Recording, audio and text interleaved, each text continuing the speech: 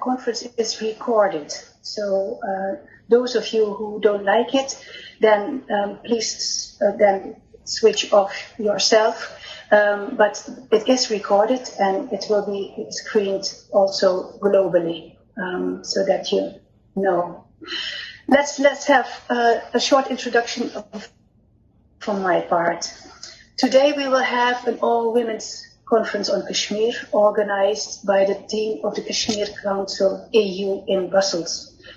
Mr. Ali Raza Sayed is chair of the Kashmir Council AU and lobbying for international solidarity with Kashmir people for many years already.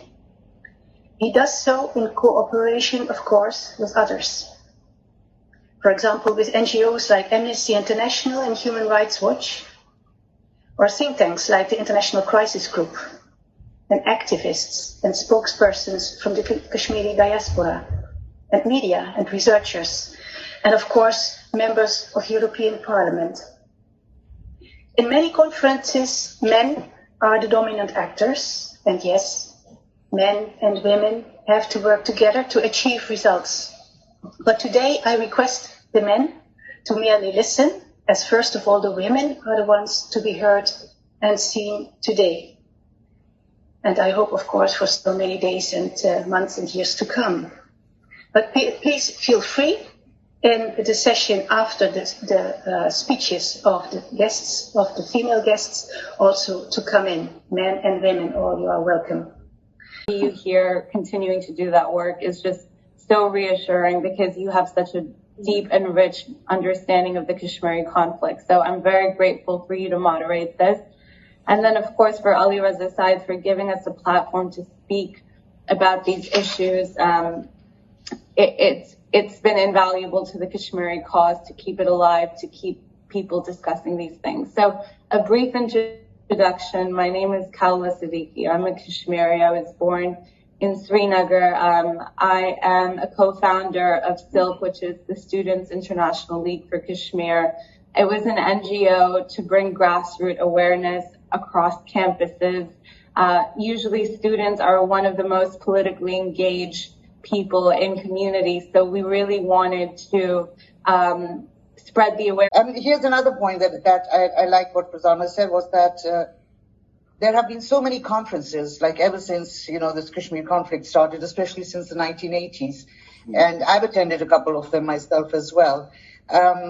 Even though there has been some positivity that came out of it, in the sense that the mass graves issue was highlighted throughout the world. The only thing we can do, and it's a global world now, and the best way to bring forward these kind of issues is to bring it out on that stage, to let people everywhere. Look, I live in Canada, but almost everybody I talk to is Canadian, don't even know where Kashmir is. So at the ground level that I am at, I talk about these things, and people are horrified when they hear this. So this is me, just one person reaching out to people with a similarly, I think. आज जो women conference Kashmir council EU ने organise की थी, इसमें श्रीनगर से, Canada से, US से, Holland, Islamabad, Muzaffarabad और हर जगह से ख्वातीन ने उसमें भरपूर शिरकत की। और ये हमारा जो मकसद है वो ये है कि जो वॉइस ऑफ विक्टिम्स है, जो कश्मीरियों की वॉइस है और ख़ासकर जो ख्वातीन की वॉइस है, उसको यहाँ के ऐवानों तक पहुँचाएं। कश्मीर काउंसिल ईयू हमेशा इस तरह की एक्टिविटीज़ करती रहती है और हम कोविड के बावजूद जिस तरह की भी एक्टिविटीज़ कश्मीर काज को हाईलाइट के लिए करने के लिए हो सकती हैं वो कर रहे हैं। और इंशाल्लाह ये सिलसिला जारी रहेगा जब तक कश्मीरियों पे सफरिंग ख़त्म नहीं होती, जब तक उनको बुनियादी हक नहीं मिलता। कश्मीर काउंसिल ईयू इस जदोजहद को जारी रखेगी। Same is happening with the farmers, same is happening with the Kashmiris.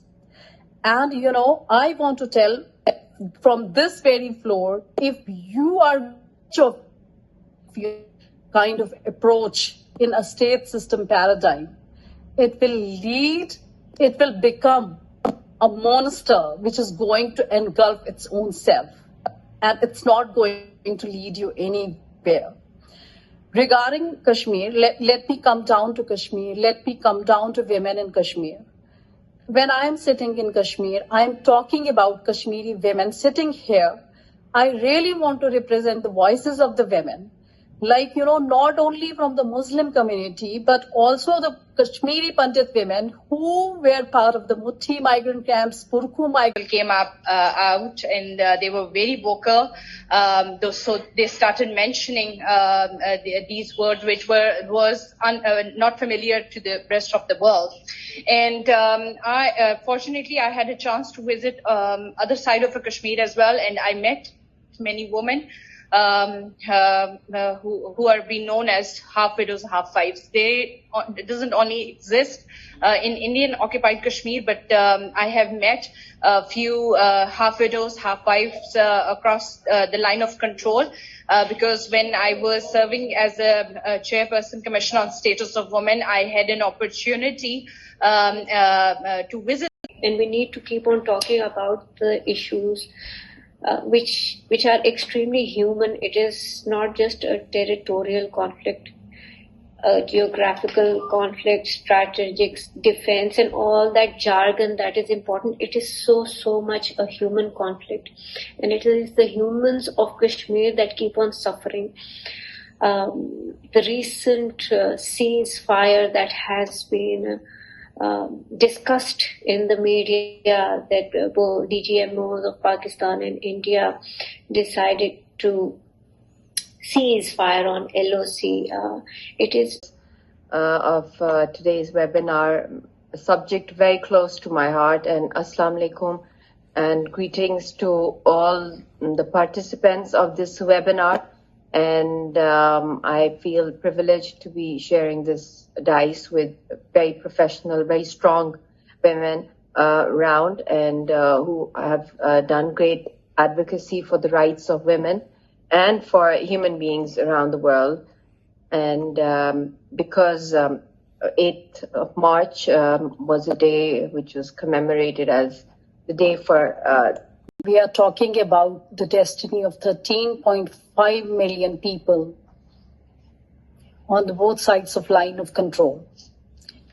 We are talking about an area in the world where your childhood gets straight away, transformed into your old age because your youth keeps lying in the graveyards of silence.